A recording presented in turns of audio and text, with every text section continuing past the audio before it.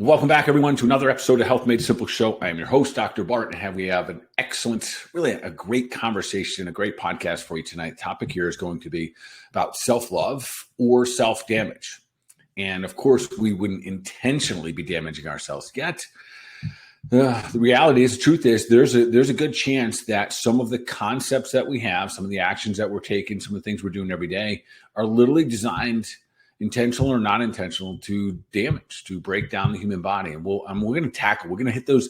We're going to go deep into those. And it may be a little challenging in the beginning to really address these in the sense that maybe you've never heard it in this perspective. So I do want to challenge you tonight with this podcast to see if we are literally practicing self-love, because we all know this, that when we are the best version of ourselves, we are better for our families. We are better for our communities. If you're a practitioner, you're better for your patients. You're a better husband, a better wife, etc. So I'll go through these different things. I'm going to break it down into 3 different categories. Let's observe on these 3 levels. What are you doing with your time? Are we expressing, with the usage of our time, we expressing self-love, or are we just damaging our bodies? Are we damaging our souls by engaging in things that we might not want to be engaged in? The second is nutrition. And this is a deep dive. Listen, I hear every single day, well, Doc, it's my birthday. It's, 4th of July. It's Thanksgiving. It's Christmas, holidays. And someone has to hold us accountable. And that should be us, first and foremost. Ourselves should hold ourselves accountable to making sure that we're taking actions and we're viewing things where we have a belief system in place that does put us first. So we'll tackle that. We'll talk about nutrition, self-love, or self-damaging. And then we'll also just take a hard look at our actions. We have a perfect opportunity in the next couple of weeks, months, to look at the actions that we're taking. When the rubber hits the road, are we taking actions in our lives that support us to be the best version of ourselves? And when we get there, it'll become some interesting things for many people. I have the opportunity almost every day that I'm in clinic for people to almost prepare themselves verbally and start to tell me about the excuses that they're going to be using through the holidays. So tonight we're going to call all those out. Before we do that, let me get to a little, just a couple, little updates of things. So back on the speaking tour, which has been a tremendous amount of fun. I got back from the Stand Process Farm about a week ago. I had an opportunity to speak to my colleagues up there. What an absolute honor. If you didn't get a chance to catch that podcast, I talk all about soil, some of the scary things that are ahead of us when it comes to nutrition in our country, around the world, quite frankly. Make sure you listen into that. I believe that was just last week's episode. And then I talk about my visit up there, and then also the pleasure I had and the honor I had to speak to my fellow colleagues who are leading the way when it comes to nutrition and health into the future. Also, when it comes to, if you do want to have a consult with me, it's very easy. Hopefully we'll be able to put this in the show notes today. You can reach out to us, balance30a.com, and easy to say, hey, I want to have a consult with Dr. Bart, and you'll be prompted at that point. In the event that we think we need some labs, we can do those all from here. We can send them out to you, give you your requisites for blood work, functional medicine tests, etc. If you have current labs, I will gladly start to review those for you, even if that's just something you want me to do to get, a second set of eyes on things. We do that. And then for those of you, I've had some people inquire about, and I don't talk about this much on the podcast, but I've had some people inquire about my concierge program, my coaching program. In the event you're the individual who you literally want to hire me one-on-one, we have a program for that. It's my concierge program called the Health Edge. If that's something you want, you can go to my website, drbartprecourt.com, and take a look at it from there. All right, so let's dive in. So that's just a couple of the, we'll call them updates here. Oh, and the updates, speaking. So I'll be in Houston next week. I believe that's, what are the dates there? November 18th, if you're just, depends on when you're listening to this, but November 18th, I'll be over in Houston. Then a couple of weeks after that, I'll be up in Atlanta, and then we'll post the entire schedule online. And for the most part, these, not all of them, but for the most part, these are for healthcare practitioners, people that are interested in learning about functional nutrition and functional medicine. So if you're in that category, you're certainly invited to come join us then. All right. Let's dive in and keep doing your thing, folks. Keep spreading out, keep sharing the love. There's always someone that would just benefit from hearing this. And the way that we grow is from you. That's the only way this really happens. So keep doing your thing, keep sharing out, keep spreading love. All right. So let's dive in. What is self-love? What is self-damaging? And I'm using those topics, that headliner, and I could call it many different things. I'm just going to call it self-love. And let's just define self-love for a moment, that when we're taking action, thoughts, and let's just say intentions, thoughts, actions, and intentions that improve you, that literally make you a better, stronger, smarter, healthier, better human being for yourself and for mankind. And we want to look into those actions that do that. You would think that all of us are always moving in that direction. But sadly, and I know some of you already listened and go, no, I don't get an opportunity to do that. We'll navigate through this in even some ways that might make it a little bit easier for you to do it. And the intention part is huge. And before I can even go into what's self-damaging, remember, our belief system ultimately is going to drive your actions and your thoughts. So if you believe that a particular reward is actually a reward and not damaging to you, you'll continue to have that belief and then take the actions as if when it's reward time, you'll reward. And this is going to make more sense in just a moment when we start to talk about nutrition. All right. So the other part of this is, so we'll talk about self-love and self-damaging. What is self-damaging? Do we damage ourselves? Do we damage our existence here on the face of this earth? The answer is yes. And quite frankly, it's oftentimes we don't give this enough just cause, meaning we don't give it enough value of the damage that we're doing. We think that life just happens, and then one day we get dis-ease or disharmony, or one day along the way that we get sick. And the truth is that every single action that we take, every thought and every attention, every movement that we're making is either adding to our vitality, to our health, to our strength, to being a better, stronger human, more vital human being, or it's taken away. I often just refer to as the actions you're taking today, either to putting on or taking off calendar days. So meaning you're taking days off your calendar if you're literally poisoning your body and damaging. And we don't often think about it that way because it's not that quantifiable. Yet when we just step back, we're being honest with ourselves. If we have really bad lifestyles, most likely we're going to shorten our lifespan and the quality of our life. So with that being said, let's dive into these, have some fun with it. And self-applicable. That's the reason I'm doing this today. And listen, even going through this today, the things that I wanted to share with you today, this is the perfect time to do it going into the holidays, because a lot of us compromise a lot of, say, the things that we would prefer to be doing or taking or eating. And then also our schedule, we're compromising them to get through this next little phase. It doesn't have to be that way. So this is the time of year I start planning for 2024, what I want to be that next year. And one of the reasons this is a particular fun moment for me to have this conversation with you is that today just happens to be my birthday. I'm recording this on November 8th. So today's a great day for me to literally sit in these conversations with myself. I turned 54 this year. And so today's my 54th birthday. And I'm perfectly okay with the numbers, and I'm quite pleased with how my body's working, where I am in my life, and I got to look forward. And so I do both. I measure in reverse. I could say I'm probably in a better position today with my health than I was a year ago. So I do give myself a little credit and pat myself on the back, and then all the people in my life that support those things. So I certainly got to give credit to my wife, and I give credit to my team and my family who all support me in being the best version of myself, which is incredibly important because there's times that I'm not being the best version of myself, that I'm not allowing myself to do that. And again, this leans on how important tribe and family and love and being humble and having accountability really is for all of us. Speaking of the coaching program, that's really what that comes down to. Do we have accountability to anybody? So having friends and family in my life, and I want to thank all of you for allowing me to be the best version of myself and continuously allowing me and pushing me to do so. And these are the things that I love about having like one day a year, that kind of a little bit about you, like a birthday, that I get to have these reflections. So this is the perfect time. And this is often when I start to think about, well, who do I want to be next year? And as I have these conversations today on the podcast, don't think about needing to create this tidal wave of change, but the subtle changes that you can sustain over time, your belief patterns, your intentions, and your actions, just give those some thought and see which ones you can start to improve today.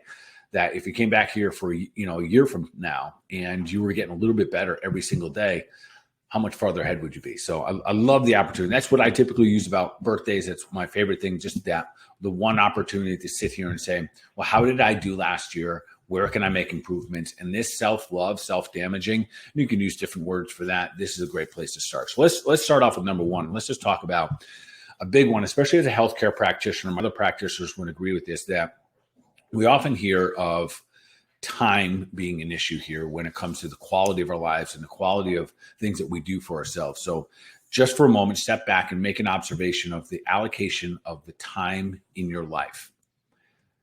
Where are you putting your time? And are you putting enough time to develop the best version of yourself? For example, do you find yourself saying, "Oh, I'm so busy, I'm not able to schedule out time for my exercise," which is just not acceptable, folks. Period. Let's just leave it at that. Always have to have time to exercise, otherwise you're becoming a weaker human being. Are you not allocating enough time for sleep? I'd say that's probably the most violated one, and no one holds us accountable. As long as you get up the following day and get into your day, you just drink more coffee or whatever it's going to be. No one holds us that closely accountable for our sleep.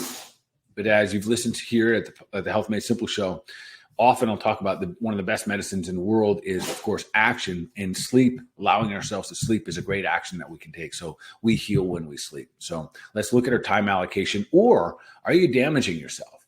How would you know if you're damaging yourself? Where are you spending time or a lack of time sleeping? If you get up every morning and you're tired, you're putting 4, 5, 6 hours of sleep, you might get away with it a little bit, but you will take days off the calendar. So an allocation, looking at allocation of time, where are you spending your time? Sleep, exercise. Are you going on vacation, or do you not have time for it? Are you too busy to do this and too busy to do that? We have to start to look at the words that we're using and the belief system that we have, because the reality is that everyone has some of the same challenges. We all have the exact same amount of time. So first place I would look for self-love is time allocation. How much time do you spend on you? Which would also include, and maybe this is the most important time, is your quiet time.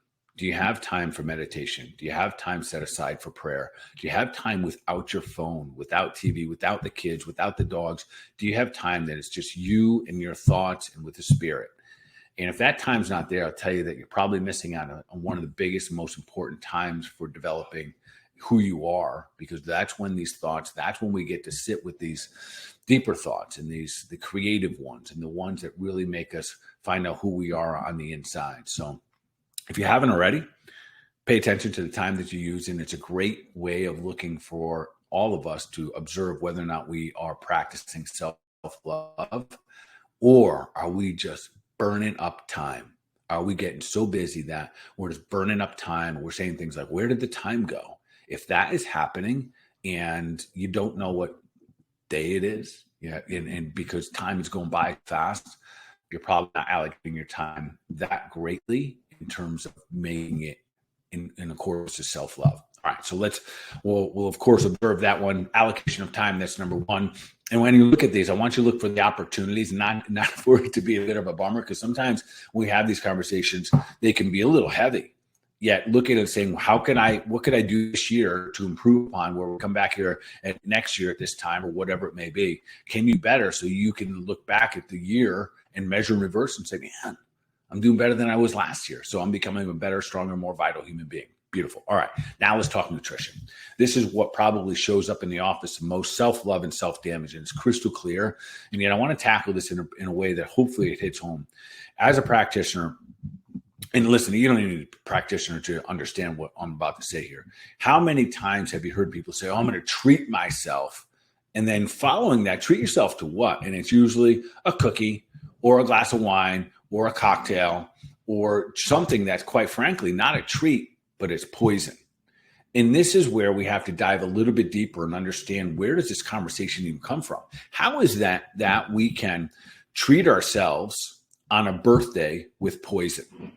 Cake, sugar, right? Alcohol, whatever it may be. How is it that we can treat ourselves on a death day when someone passes with a poison? How is it that we can treat ourselves on a vacation? Oh, you've earned it, with poison, putting poisons into our body that we know damage cells. And where all that comes from, it's a cultural hypnosis. Listen, the food purveyors, the ones who make the food and the chemicals and all the formulas, they want you to drink this stuff. They want you to eat this stuff, and they know how to make you addicted to it. So they start to utilize verbiage and marketing and media to say things like, you've earned it. You've earned a cocktail tonight. You've earned a way to kick back and have a couple beers, or you've earned a couple extra pieces of cake or pie. It's your birthday, right? So are we really engaging in self-damaging, or are we engaging in self-love? And your belief behind that conversation right there is going to determine the action that you continue to take. If you believe that you are treating yourself with poison, meaning you're treating yourself with beer, alcohol, cake and sugar, whatnot, and that's an acceptable, okay way to make yourself better, awesome. Then if that is your belief system, then you will continue to take those actions. But if you step back and you hear it and it sounds kind of ridiculous that we do that, and you kind of chuckle and be like, of course, Dr. Bart, no doubt that's actually making my cells worse. We know scientifically, we know observationally, we know clinically that when we put those things into our body, you become a weaker human being. Your cells die off faster. You're literally taking days off your calendar.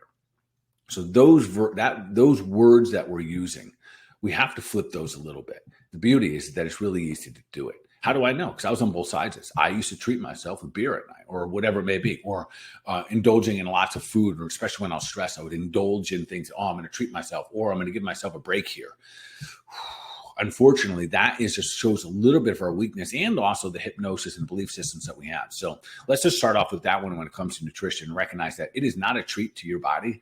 It is not self-love when we're putting things that are intentionally toxifying our body, intentionally inhibiting the feeling that we are currently having. And that digs up a whole nother can of worms in the sense of, why is it that how we are currently feeling is unacceptable? We have to change how we feel. And that, of course, and I say that it digs up another can of worms. It certainly does.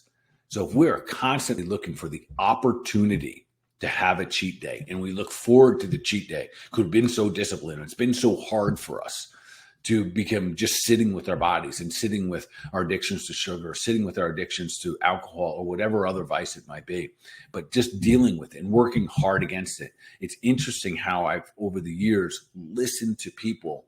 And when I do that, I hear things like, I worked so hard this week and I had such a long day or such a stressful day, I was going to treat myself to blank. And usually what we're saying there, I don't like the way I feel. Therefore, I'm going to alter my state. And we alter our state with some version of a drug. And yes, folks, sugar is absolutely a drug. It's very addictive, probably the most addictive, most acceptable one for us to use. And what does it do to the cells? Well, for one, we know it damages a cell. It breaks down the microbiome and it shrinks the brain. So yes, it's self-damaging instead of self-love. So I would encourage, if you haven't looked at it in that kind of phrase yet, or that mindset, step back and say, man, have I been manipulated to use words like, I'm supposed to reward myself on my birthday or on a holiday. I'm supposed to reward myself by damaging myself. I probably shared it here in the Health Made Simple show before. I haven't drank alcohol in probably, 10, 15 years. Yeah, if you knew me from my before life, I was a rugby player, always involved in mixed martial arts. So it was always very conducive to using alcohol as just part of my lifestyle. And for the most part, socially, that's what I did. I went out and I drank all the time. And until I started to put how I felt ahead of changing how I feel, and that was a very important part of it, how I felt post-drinking, more important than how I was changing what I was feeling. So meaning that on Friday night, changing how I feel by having a couple cocktails became less important to how I felt Saturday morning. When that subtly, but almost on an unconscious but very conscious level, became more important, my belief systems changed. My belief system about needing to change how I felt on Friday night became less and less important. So I never drew a hard line in the sand, so I'm quitting drinking today. It just, when I look back and measure in reverse, it was just subtle, little bit by little bit. And I've had so many of you and so many patients over the years that told me the exact same story, that it wasn't because they had a drinking problem per se, but it's always a problem, but rather it was a consciousness and a switching in the belief system, that it really wasn't a reward, that it was actually damaging the body, made us less capable of handling our current emotions and our current feelings, and less capable of being the best versions of ourselves. There's no argument that a human, if you drink on Friday night, that you're not as good as a human if you didn't drink on Saturday. And I don't just mean how nice you are, how kind you are. I mean, literally, your cells they just took an ass whooping. So that entire consciousness, the cultural program around cheating and treating ourselves, is very, very interesting. And the reason I'm bringing that up and spending that extra moment here on a little extra conversation in this podcast, This is what I'm going to hear strongly, repetitively. It's already started since Halloween. I'm going to hear this all the way through New Year's. And people are going to be like, oh my goodness, I can't wait for January to come, the future to come when you're going to apply self-love. So I'm going to encourage you, if you can, to start looking at it right here, right now. Maybe Thanksgiving is a big indulgent day for you. Maybe the day after is a day that you're always like hungover from the food and whatnot. How do you make it better this year? So maybe we do a deep dive, every one of us, and we look at, especially as we're aging folks, we're not 20 anymore. Most of us listen to this podcast are not in their 20s. You and I are no different in the sense that we're starting to look toward the future and forward for the future, saying, who am I going to be? And if we don't change our ways and our beliefs and some of the actions and intentions that go with it, likely is that we're not going to get better. We're just going to get a little bit worse. But the beauty is you're here listening today, which gives me a lot of hope in it. The beauty is that I continue to see people looking for opportunities to become the better version of themselves, even if that's not the words they're using. You can see the actions that are people, you're in our community and around your friends, your family, and even really throughout the country. You see more and more people looking for opportunities to apply self-love into everything that they do without it sounding selfish, because that's the challenge. Self-love in application for some will sound or look selfish to some degree, which it is absolutely not. To prepare, take time to prepare your food, take time to exercise, take time to sleep right, to literally be the best version of yourself. From the outside, or maybe from an old perspective, an old belief system, that might look like a little bit selfish, but heck no, it is not. All right, let's keep rolling here. Last but not least, sometimes you just got to observe the actions. What are the actions that we're taking? An interesting action that a lot of you will be posed with into the future here, especially these next couple of weeks, will be the action of visiting friends, family, participating in office parties and whatnot. And this is what I see. So I personally love the holidays. I love the opportunity for to get together with other people and just kind of be merry and jolly. Absolutely love it. Yeah, some of them come with some pressure, and I get that. And I've made a lot of choices in the past that were super pressurized. I have to be here and I have to be there. And because I have such an easy observation for so many people in our community, because the patients that I see probably 50% of them going, oh my goodness, I have to go blank, but it's not by choice. And I know these are tough decisions to make because we've all had to make some tough decisions. But when we start to apply it to self-love or self-damage, we don't get time back, friends. We don't get to reinvent time. We have to make the most of our time. And that is something that I'm encouraging everyone listening to this. Take a look at what you're doing these holidays. Are you going to be in the places and with the people that you want? And it's okay if you do. That's the application of self-love. If you have children, you're also encouraging them to either practice self-love or not to, because they do watch and observe everything that you do. So these are big decisions. So we can often win in both scenarios. We can send love, talk about love. We can be kind and share thank you and gratitudes for the people that are inviting us places. But maybe it's not the best thing for you to do. And maybe it is the thing that you should be doing. So make an observation of where you're spending your time. That is one of the best ways to observe our actions. Again, your beliefs are going to dictate your actions. If you believe you have to do it the right thing for the family, you might continue to do that, but it might not be with the intention or the benefit of you, your body, your health, and vitality. So as we wrap all these things, we have fun with them. And this is, I think what really brought this conversation is that we're going into the holidays, and I see these mixed emotions for a lot of people. Some people will get to about midway through, like a week or two into December, and already be looking for them to end, which means they probably weren't being able to participate in a lot of self-love, but more self-obligations, which don't really feel that great while we're doing them. So as we roll through this, and this not just for the holidays, but imagine over the next year, you're going to be able to keep a scorecard. And the scorecard is just yours. It's personal to you. And you are the only one who knows the score. And you're really looking at, when it comes to self-love, when it comes to being respectful and being honorable for the gift that you were given, this thing called life. If you were looking at moving forward, are you allocating time in a way that is going to be best for your life? Are you putting your time and energies in places and spaces that serve you to continue to be the best version of yourself? Are you putting the foods? And this one I probably should even spend more time on. But literally, if it's not a whole food source, if it's not coming from God's garden, then most likely you're putting a toxin into your body. And one of the goals, I think, for all of us is just to be the best version of ourselves. So if we observe the things that we're putting into our body and know there's really not a gray area, it's either benefiting you or it's not. And if we look at it that way, we really can make some intentional decisions to continue to practice self-love every single time you choose to put something into your body. So take a look at that, see where you can make improvements. And I know over the next couple of weeks, you're going to have plenty of opportunities to do that. And last but not least, take a look at your actions. What are you doing? What are you doing every day? Are you getting some exercising? Are you getting outside? Are you moving? Are you getting the dogs for a walk? Or again, are you just too busy to do this and too busy to that? Your actions are really the ones that tell us the most about where your beliefs are and your intentions are. So in order for us to really change those actions, we might have to backpedal just a little bit and start to look at our beliefs. Do we believe that treating ourselves after a hard day's work, or a great workout, or a long run, or a stressful week, does it mean that we're supposed to put poison in our body? And if you've been really hunkering down and you've been really treating yourself good, you're doing better with your nutrition and all your health goals, is it pleasurable to have a cheat day? Does it benefit you to do those things? And I think we all know those answers. All right, so that's a wrap here. Hopefully you enjoyed today's podcast. Hopefully it gives you a little food for thought. Hopefully it's preparing you to be the best version of yourself as you roll through these holidays.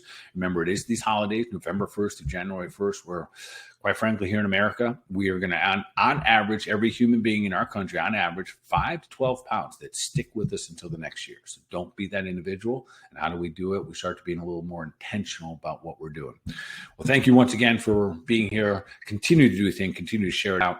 Continue to spread the love. Share it out. Spread the love. Keep doing your thing. Of course, take deliberate action for your mind, your body, overall wellness. Y'all be awesome.